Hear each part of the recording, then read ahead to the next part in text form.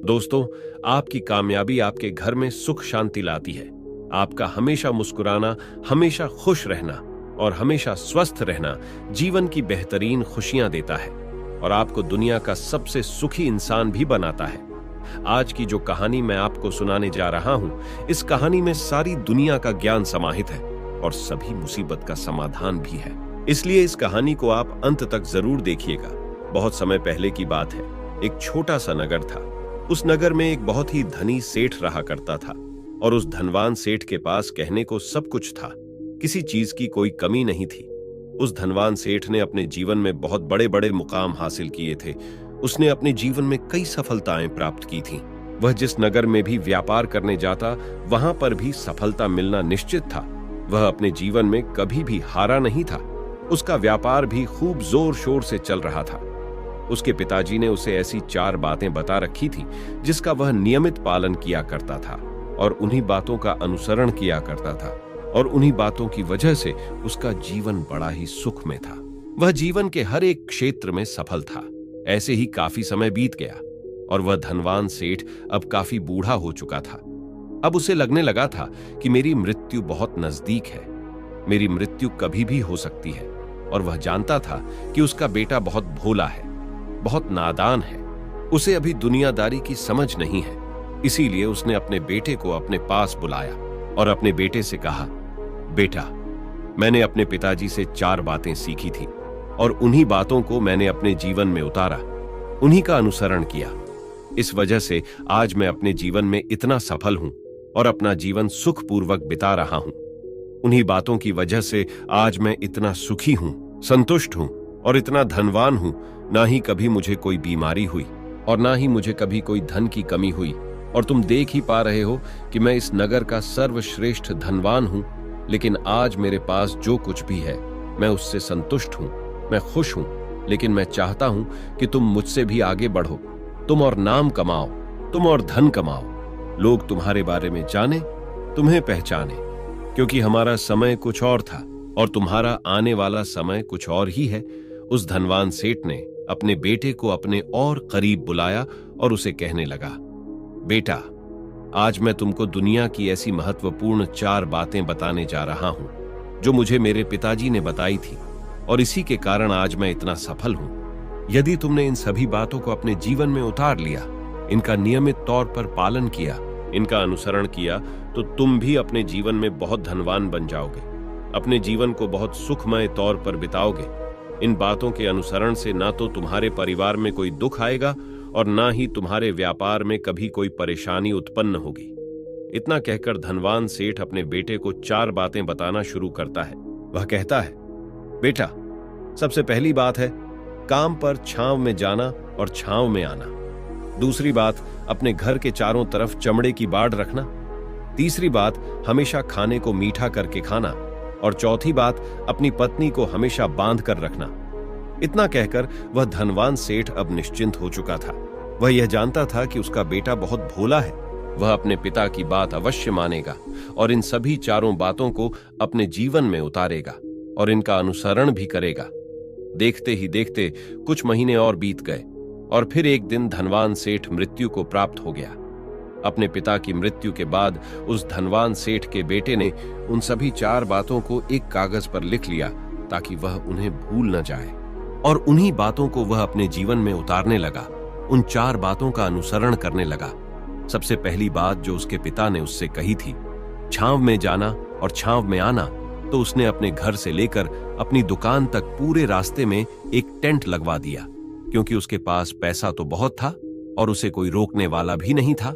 जब भी कोई उससे पूछता कि आखिर तुमने ऐसा क्यों किया, तो वह उसके जवाब में बस इतना ही कहता कि मेरे पिताजी ने मुझे ऐसा ही करने को कहा है।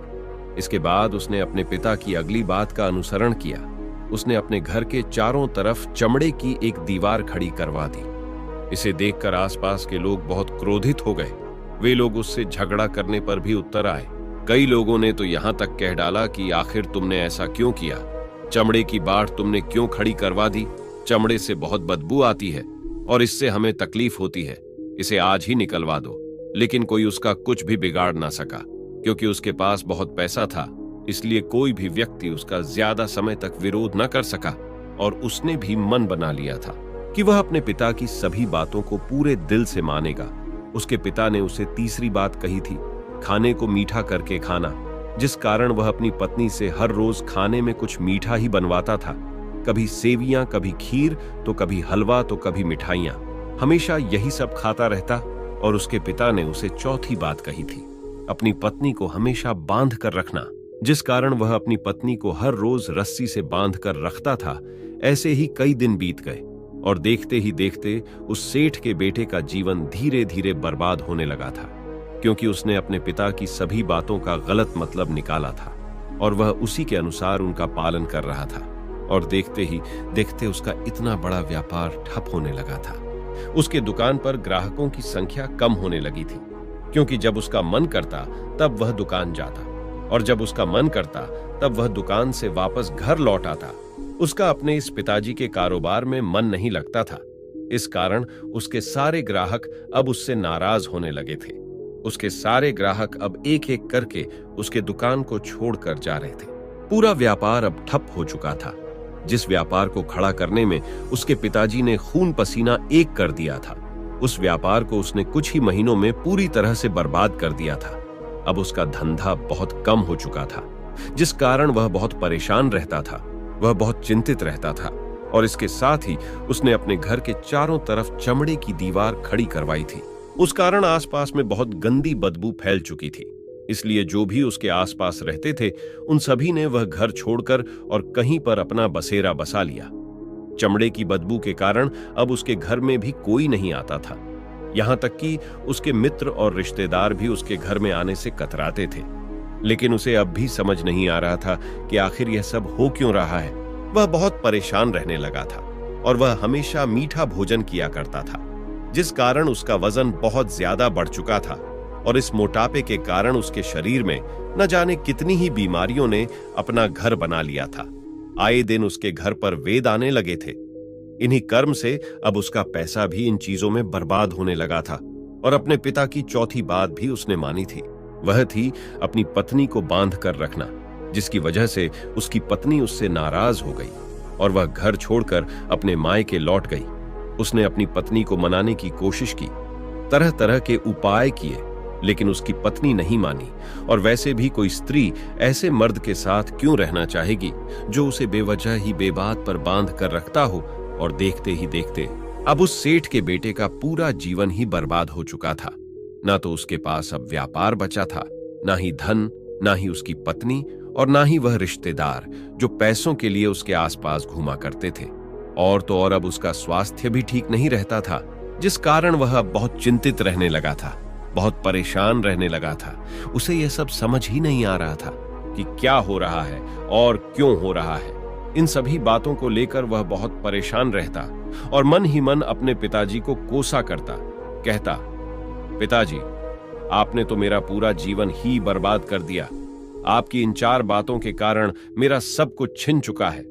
ना तो मेरे पास व्यापार रहा, ना ही धन दौलत, और ना ही रिश्तेदार, और तो और मेरी पत्नी, और यहां तक कि मेरे स्वास्थ्य ने भी मेरा साथ छोड़ दिया है।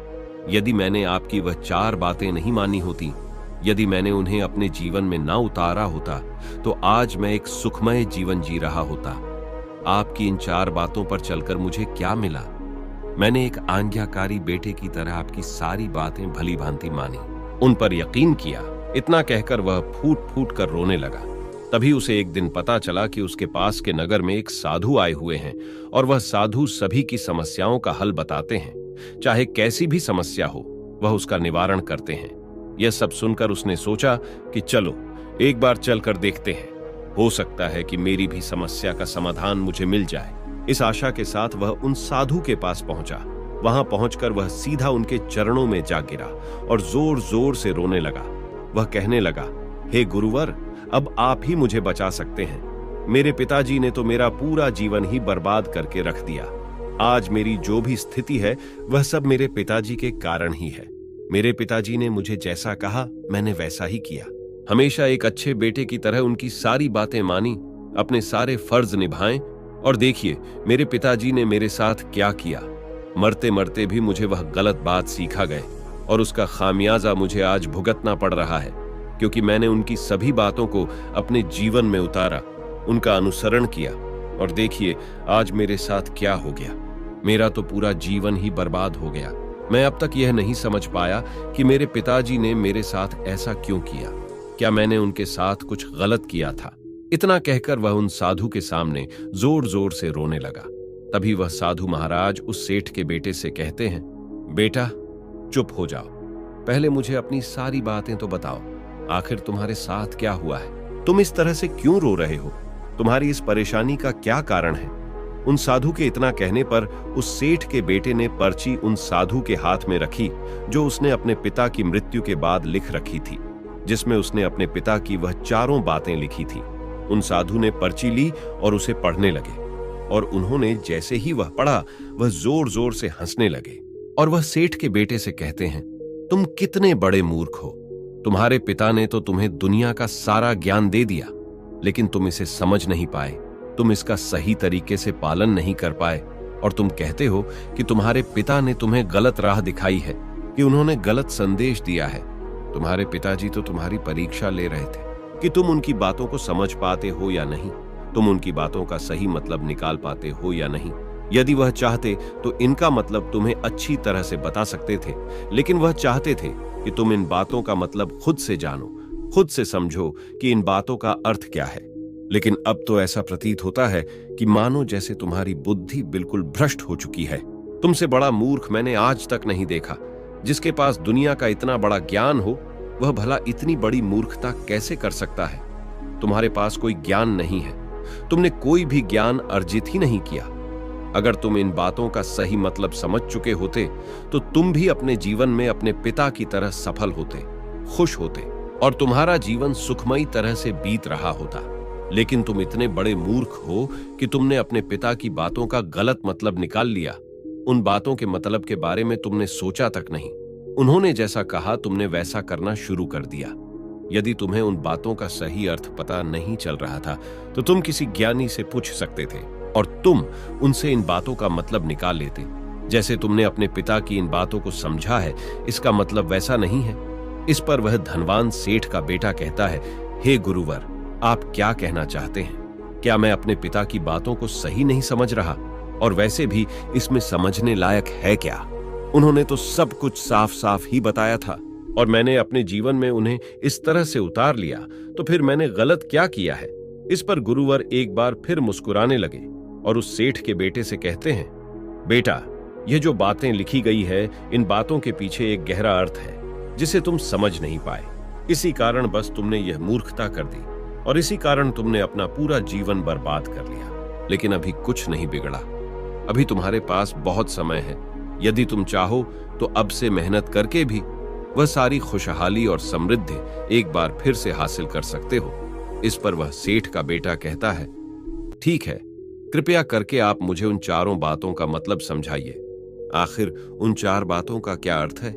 इस पर साधु सेठ के बेटे से कहते हैं, तुम्हारे पिताजी ने तुमसे कहा था, काम पर छांव में जाना और छांव में आना। इसका मतलब यह है कि सूर्य निकलने के पहले ही तुम दुकान पर पहुंच जाना और सूर्यास्त होने के बाद ही तुम वापस घर आना, जिससे तुम्हें दुकान पर अधिक से अधिक समय मिल पाएगा। तुम उस काम को अच्छी तरह समझ पाओगे, तुम उस काम को अच्छी तरह से कर पाओगे, उस काम को बढ़ाने में तुम अपना दिमाग लगा पाओगे और तुम अपने काम में तरक्की कर पाओगे। लेकिन तुमने तो इसका गलत ही मतलब निकाल लिया, टेंट लगवा दिया जिससे तुम छांव में आ सको और छांव में जा सको। अब तुम ही बताओ, क्या तुमने अपने पिताजी की इन बातों का सही मतलब समझा था? यह सुनकर वह सेठ का बेटा जोर जोर से रोने लगा और कहने लगा, गुरुवर, मेरी ही गलती थी। मैंने अपने पिता की इन बातों का गलत मतलब निकाला और इसी कारणवश आज मैं पूरी तरह से बर्बाद हो चुका हूं। मैं ही सबसे बड़ा मूर्ख था। मेरे पिताजी ने तो मुझे इतना महत्वपूर्ण ज्ञान दिया था, लेकिन मैं इस हीरे को पत्थर समझ बैठा। आगे उस सेठ का बेटा साधु से कहता है, हे गुरुवर, दूसरी बात क्या है? आगे गुरुवर दूसरी बात का अर्थ समझाते हुए कहते हैं, चमड़े की बांट करवाना। इसका अर्थ यह है कि तुम अपने घर में कुत्ता या बिल्ली पालना। जब तुम अपने घर में कुत्ता बिल्ली पालोगे तो ये तुम्हारे घर की चारों ओर से रक्षा करेंगे। इससे तुम्हारी धन दौलत पूरी तरह से सुरक्षित रहेगी और तुम बेफिक्र होकर दुकान पर मन लगा सकोगे। बेफिक्र होकर दुकान के कामों को समझ सकोगे और तरक्की कर पाओगे। और तो और तुम्हारे मन में कभी यह डर नहीं होगा कि कहीं कोई आकर मेरी संपत्ति ना चुरा ले।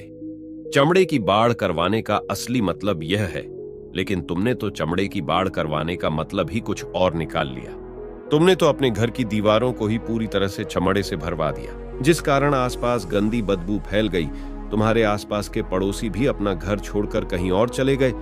यहां तक कि तुम्हारे मित्र, तुम्हारे सगे संबंधी भी उस बदबू के कारण तुम्हारे घर पर आने से कतराने लगे। और अब हालात ये हो चुके हैं कि ना तो तुम्हारे घर पर कोई आता है और ना ही कोई जाता है, और इसी कारण वह लोग तुम्हें नापसंद करने लगे। और तुम्हारी बर्बादी का यह भी कारण है। आगे सेठ का बेटा कहता है, हे गुरुवर, यह सब तो ठीक है, लेकिन यह खाने को मीठा करके खाना, इसका क्या? मैंने इसका भी अर्थ गलत निकाला है क्या? मैंने तो अपने पिता के बातों की कहे अनुसार ही हर रोज मीठा खाया, और आज देखिए मेरा शरीर कितना वजनदार हो चुका है, जिस कारण मुझे अनेक प्रकार की बीमारियों ने घेर रखा है। क्या मैं इस बात को भी गलत समझ रहा था? इस पर वह साधु उस सेठ के बेटे से कहते हैं, हाँ, तुमने इस बात का भी गलत मतलब ही निकाला है। मीठा करके खाने का अर्थ यह है कि जब भी तुम्हें तेजी से भूख लगे तभी तुम्हें भोजन करना है, ना उसके पहले और ना उसके बाद। अन्यथा यदि तुम्हें भूख ना लगी होगी और तुम्हें भोजन मिल जाए तो तुम उस भोजन की कभी कदर नहीं करोगे। वह रोटी तुम्हें कभी मीठी नहीं लगेगी, फिर चाहे वह भोजन कितना भी स्वादिष्ट क्यों ना हो, चाहे वह भोजन कितना ही लाजवाब क्यों ना हो, तुम उसकी कदर कभी नहीं कर पाओगे, तुम उसका सम्मान कभी नहीं कर पाओगे। किंतु जब एक व्यक्ति को जोरों की भूख लगी होती है तो उसके सामने यदि तुम सूखी रोटी भी रख दो तो भी वह उसके लिए किसी पंचभोग से कम नहीं है। वह उसे प्रेम पूर्वक खाता है, उसका आदर करता है, उसका सम्मान करता है, और वह रोटी उसे मीठी लगती है। इसीलिए तुम्हारे पिताजी ने यह कहा था कि भोजन मीठा करके खाना, जिससे तुम्हारा स्वास्थ्य भी अच्छा रहेगा। क्योंकि जब एक व्यक्ति को भूख लगी होती है और उस समय पर जब वह भोजन करता है तो वह उसके लिए एक अमृत समान होता है, और वहीं पर जब किसी व्यक्ति को भूख नहीं लगी हो और ऐसे समय पर वह भोजन करता है तो वह उसके लिए विष समान है, वह उसे बहुत नुकसान पहुंचा सकता है। लेकिन तुमने तो इसका भी गलत मतलब निकाला था। तुम हर रोज मीठा खाने लगे, जिस कारण तुम्हारा वजन बढ़ने लगा, और इसी कारणवश तुम्हारे शरीर में अनेक रोगों ने अपना घर बना लिया और यह तुम्हें मृत्यु के करीब ले जा रहा था। इसलिए आज के बाद जब भी तुम्हें जोरों की भूख लगे तभी भोजन करना तुम्हारे लिए अत्यधिक फायदेमंद होगा और तुम्हारे शरीर को हमेशा निरोगी बनाने में तुम्हारी मदद करेगा। और जब भोजन की आवश्यकता ना हो, तुम्हें भूख ना लगी हो, ऐसे समय पर भोजन कभी ना करना, यह तुम्हारे लिए बहुत नुकसानदायक साबित होगा। और यही तुम्हारी तीसरी गलती थी जिस कारण तुम्हारा पूरा जीवन बर्बाद हो रहा था। आगे सेठ का बेटा कहता है, चौथी बात तो बिल्कुल साफ लिखी गई है, अपनी पत्नी को हमेशा बांध कर रखना। तो इसका अर्थ भी कुछ और है, तो क्या मैंने इसका भी गलत मतलब निकाला है? इस पर साधु कहते हैं, हाँ बेटा, अपनी पत्नी को बांध कर रखने का अर्थ यह नहीं है कि तुम उसे रोज रस्सी से बांध कर रखो, बल्कि इसका अर्थ तो यह है कि जब भी तुम दोनों के बीच में कोई आपसी मतभेद हो जाए, कुछ नोक झोंक हो जाए, तो तुम अपनी पत्नी पर कभी हाथ मत छोड़ना। जब तक एक स्त्री का पति उसके साथ रिश्ते में बंधा होता है तो वह अपने रिश्तों में बंध जाती है और वह अपने रिश्तों को पूर्ण तरीके से निभाने का हर मुमकिन प्रयास करती है। और अगर ऐसे समय पर यदि तुम्हारे बीच कुछ नोक झोंक हो जाए, कुछ गलतियां हो जाएं, और ऐसे समय तुम अपनी स्त्री का हाथ नहीं छोड़ते, तो वह तुम्हें छोड़कर कभी नहीं जाएगी। लेकिन इसका अर्थ यह भी नहीं है कि तुम अपने पत्नी पर अत्याचार करो, बल्कि तुम्हारे पिताजी यहाँ पर कहना चाहते थे कि जो भी कोई व्यक्ति तुम्हारे साथ किसी रिश्ते में जुड़ा हुआ है तो तुम उसे अपने रिश्ते में इस तरीके से बांध लो कि वह तुम्हारे साथ झगड़ा नोक झोंक के बाद भी तुम्हें कोई नुकसान न पहुंचा सके, वह तुम्हारे साथ कुछ गलत न कर सके और तुम्हारा फायदा ना उठा सके। अपने रिश्तों को हमेशा बांध कर रखना, उन्हें खुला मत छोड़ना, अन्यथा वह तुम्हारे हाथ से फिसल जाएंगे। और हम में से अधिकांश लोग अपने जीवन में यही गलतियां करते हैं और अपने नए रिश्तों को कभी समय नहीं देते, जिस कारण उनका रिश्ता उतना मजबूत नहीं हो पाता और इसी कारणवश वह अपने रिश्तों से हाथ धो बैठते हैं। और यही गलती तुमने भी की। तुमने तो अपनी पत्नी को बांध कर रखा था, तो भला वह तुम्हें कैसे माफ कर सकती है? और यही कारण है कि वह तुम्हें छोड़कर चली गई। तुमने जो अपनी पत्नी के साथ किया वह माफी के लायक नहीं है, लेकिन तुम्हें अपनी पत्नी से माफी मांगनी चाहिए क्योंकि तुमने गलत किया है। इसलिए जाओ और अपनी पत्नी से माफी मांगो, उसे वापस घर ले जाओ। और यही वह 4 बातें थीं जो तुम्हें तुम्हारे पिता ने समझाने का प्रयास किया था, लेकिन तुमने इन सभी बातों का गलत मतलब निकाला और इसी कारणवश तुम पूरी तरह से बर्बाद हो गए। किंतु अभी भी तुम्हारे पास बहुत समय है। यदि तुम इन सभी बातों का सही से अनुसरण करते हो तो तुम अपने जीवन में एक बार फिर से वह सब कुछ हासिल कर सकते हो जो तुमने खोया है। ये सारी बातें हमारे पूरे जीवन की परेशानियों का समाधान है। तुम किसी भी तरह से इनको देख सकते हो।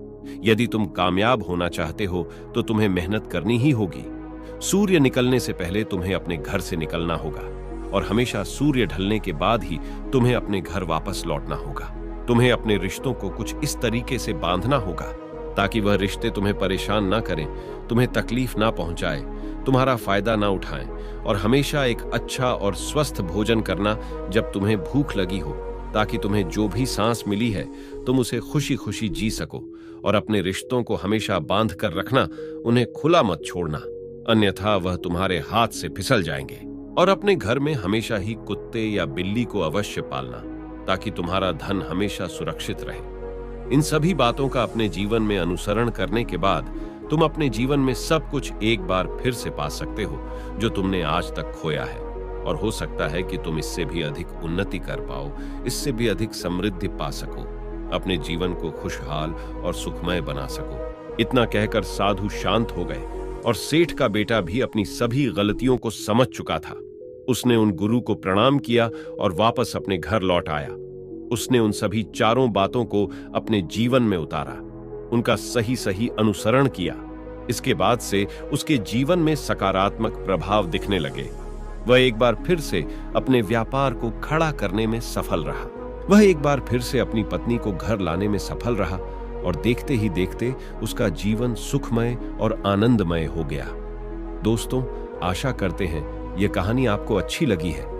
आपने इस कहानी से कुछ सीखा है तो हमें अपने विचार कमेंट करके जरूर बताएं, ताकि हम आपके कमेंट से प्रेरणा लेकर और भी अच्छी और प्रेरणादायक कहानियां आपके लिए ला पाए। और ऐसी ही प्रेरणादायक कहानियों के लिए हमारे चैनल को सब्सक्राइब कीजिए। मिलते हैं अगली कहानी में। तब तक के लिए अपना ध्यान रखें। नमो बुद्धाय। जय भारत।